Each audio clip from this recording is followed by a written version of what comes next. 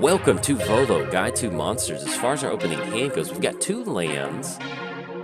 Chromatic land. Yeah, we'll keep on this one. I like this. You know, we could try to... You always get scared that you're going to just have 2 lands and then never be able to go for Kodama's Reach, but I think we can make this work. So let's go and lead off with Scalding Tarn. And we'll go and grab ourselves a Breeding Pool, or we might grab the Snow Duel.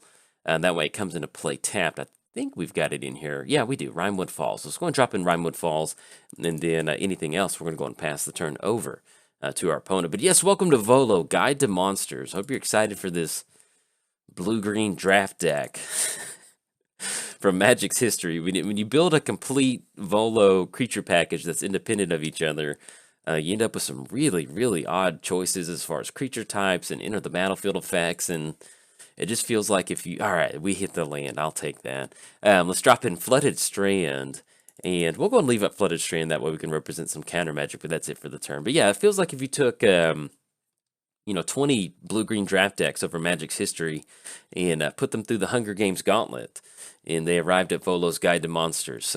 But anyway, it's kind of fun to have this sort of building constraint within Magic, so we'll definitely have fun with it. So let's go and cross off that, and let's go and crack Flooded Strand. Let's grab ourselves a Breeding Pool. That way it comes into play tap. Not going to pay 2 on that one. Nothing else that we need to do. And that'll set us up really nice for Kodama's Reach for next turn. So we'll see what we rip into. But at the very least, we've got Waterlogged Grove.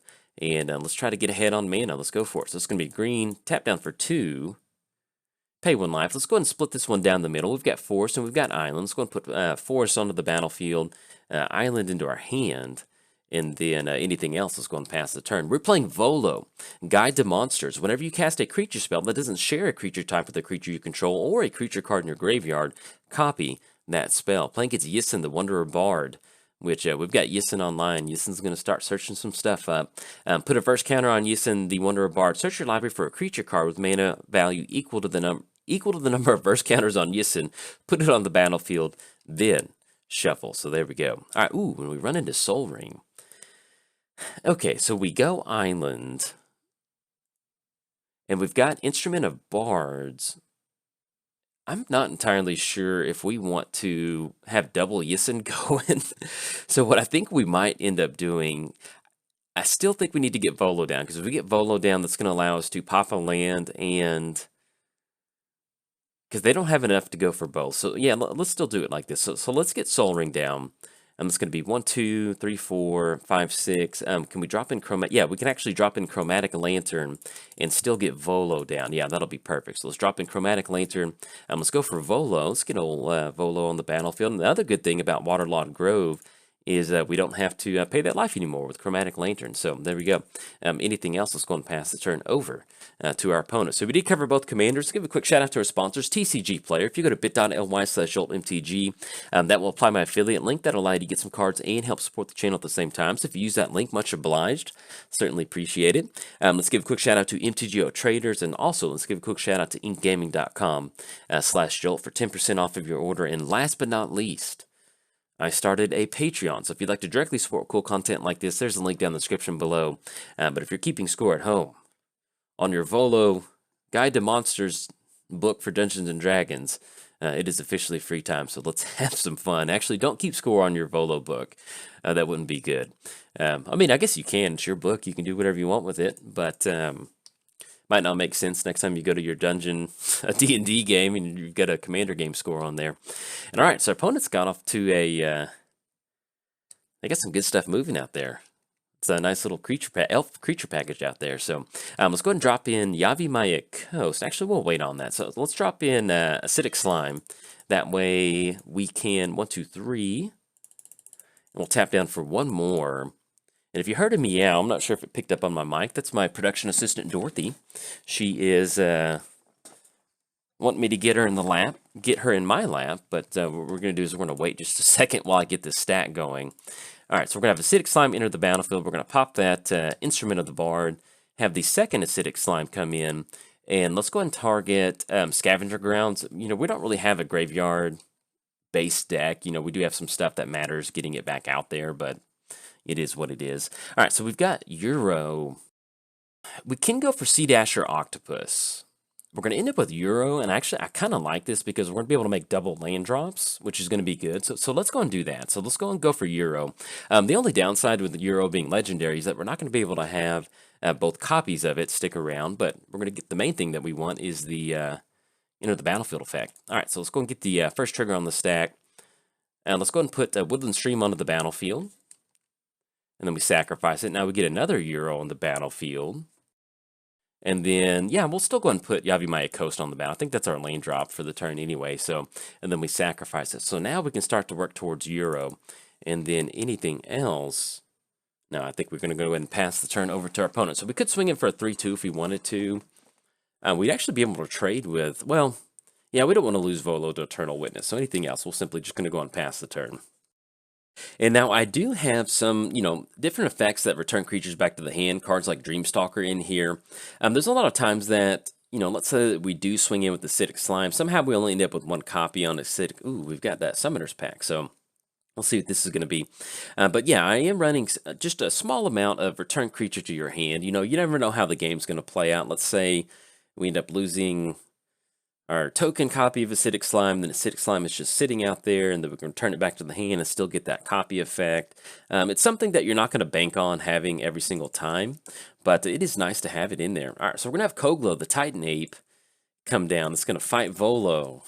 We're going to have Kogla jump off of its crystal like Hulk Hogan off the ring. Yes, we'll return Volo back to the command zone and see what we can do about that. But with Yisan, if you haven't played against Yisan, Yisan almost is kind of like legacy elves in a way, and maybe that direct comparison isn't correct, but with Yisan, there's a pretty standard tutor line that you're going to be going for, and I do know that Kogla out there is actually part of it because you can return a human you control to your hand. For some reason, I can't remember how the line works, but I think that does end up making a difference. So, all right, so we draw into Vizier. Pop their lands if we wanted to. We can always end up going for Dreamstalker to return something like Acidic Slime back to the hand. We are looking at 6 to get Volo back out there. And you know what? I think we're actually okay with that. So let's get Volo back out there. And if we end up going, we can go double Vizier, which will be nice. That's going to allow us to start casting creatures off the top of our library. Or if we drop in Sea Dash or Octopus, that's going to give us the option to deal combat damage and draw a card. But, they've got a ton of stuff out there. So I think at this point, we just end up going Vizier. And the downside with Vizier is that Vizier is almost kind of like Dreamstalker in that, do we want to push in? We can get in for 2 if we wanted to. I think we'll just hold back because having 2 Death Touchers is actually pretty nice against a board state like this. So let's get our opponent to pay that 4 mana. Even if we tried to pop some of their lands, they have so many elves out there with Priest of Titania. They're pretty much always going to be able to pay for Summoner's Pack, so that's pretty good. But yeah, with Vizier, this is one of those cards that, we do have a copy of it. The token copy is basically just a 3/4 body because the effect is redundant. But it does allow us to, almost use the Oracle of Moldiah effect of being able to filter creatures out off the top part of our library, which in a deck like this, since we are running this creature line package that is not inherently strong by itself, but with Volo on the battlefield, it makes it a lot better. Having some sort of extra access to the top part of your library is always worth it. So even if you are building Volo, you still want to incorporate some sort of, kind of redundancy like that. It's always nice to have that top of the library. All right, so opponent's going to get down Ranger and return a creature, untap target creature. Yeah, so let's see what we got going. It's going to be Selvala. And so right now, I think we're kind of hoping for a Cyclonic Rift. That might kind of help us with this, because I know with them having Selvala and tap it, Ranger, that it's going to lead to a whole mess of stuff. All right, so it's going to be Dawntrek Elder. In fact, let's go ahead and go for that. We can drop that in, and that way we can get an extra copy of it, and that way we can kind of dig into our library just a little bit deeper. So, and then also one of the good things about getting Dawntrek Elder down is that it has that sacrifice effect. So if we don't like what's on top, we can pay that green, and that'll allow us to kind of filter our library. So let's go and do that right now. So let's go and sacrifice Dawntrek, and we'll put Forest onto the battlefield. And that's going to be a Misty. Let's go ahead and do that again, and put another Forest onto the battlefield. And that'll be Sky Shroud Claim. So let's go ahead and drop in. So we've got one floating. That's going to be 1, 2, 3, 4, 5, 6. I still think we end up going, because we can always drop in Dreamstalker if we wanted to bring back Acidic Slime.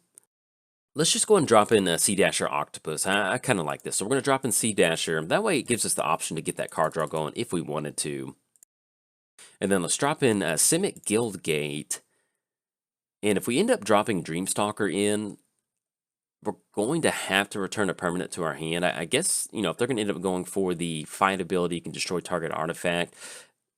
I think we'll just hold on to Dreamstalker. I mean, it is a 1/5, and that might actually make a difference in our board state. But I think at this point, what we'll do is we'll simply just going to go and pass the turn. So, there, because I'm afraid that even whatever sort of creature we get down, that our opponent might be able to kind of go off for next turn. So we'll see what they've got assembled over there.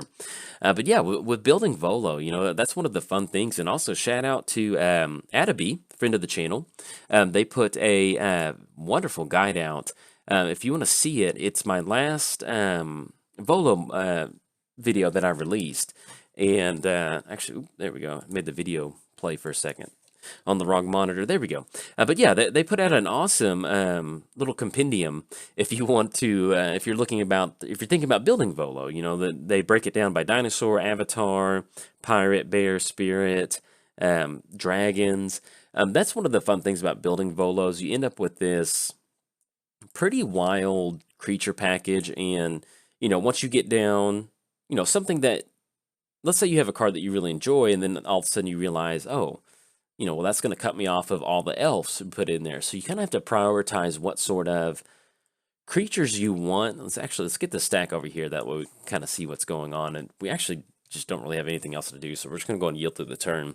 But yeah, you know, it's kind of fun to be building something, and all of a sudden you're just like, oh, yeah, you know, well, if I put this in here like I normally do, then that completely cuts me off of, you know, the entire elf tribe line. So if you want to check that out, it's in my the first video that I released for Volo.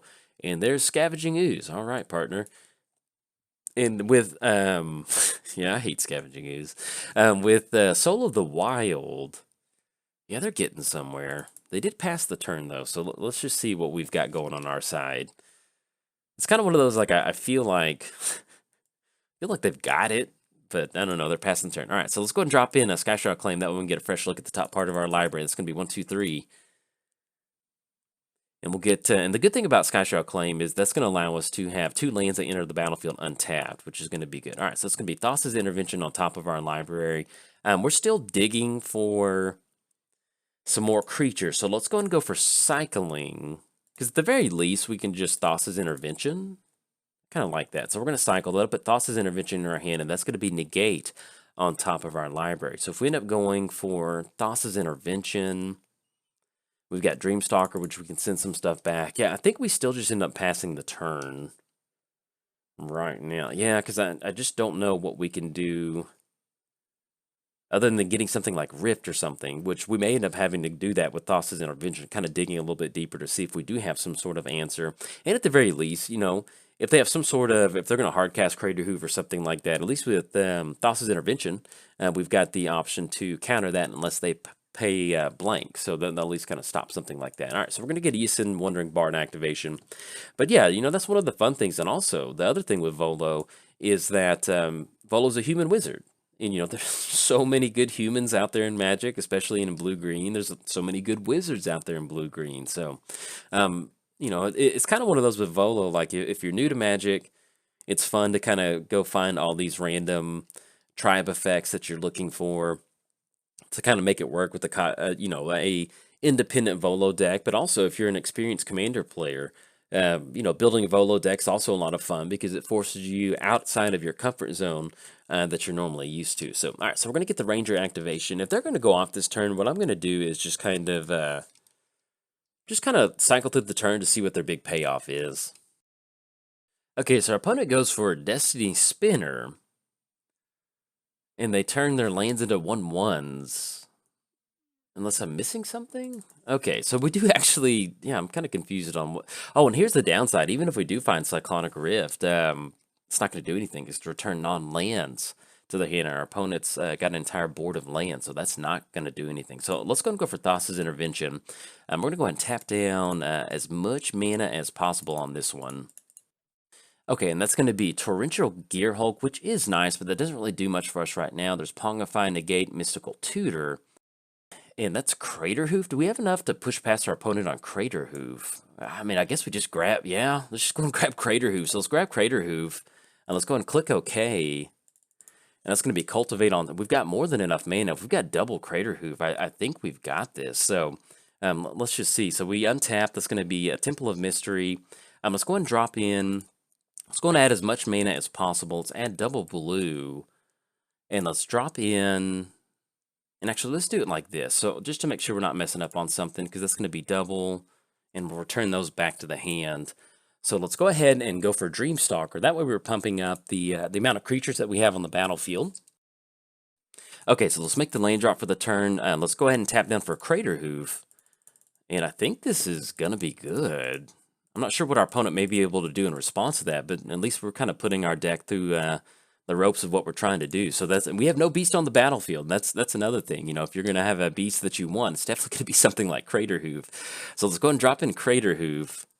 All right, so we've got double Crater Hoof coming down. Opponent's going to scoop up on this one. I feel like our opponent, you know, I don't know all of the Yisan tutor lines, but I feel like they had more than enough pieces out there to kind of get some sort of combo going. So I'm not entirely sure what was going on, but with double Crater Hoof, that's going to come down. That's 1, 2, 3, 4, 5, 6, 7, 8, 9, 10, 11. Yeah, that's a lot of damage right there. And then this is what makes it fun when you're building Volo is that, you know, Crater Hoof's the only beast that we're running in there. So you know, you want to make sure that if you've got the beast in there, why not have Crater Hoof to get double Crater Hoof? So anyways, if you enjoyed the video, hey, like and subscribe. Thanks. Bye.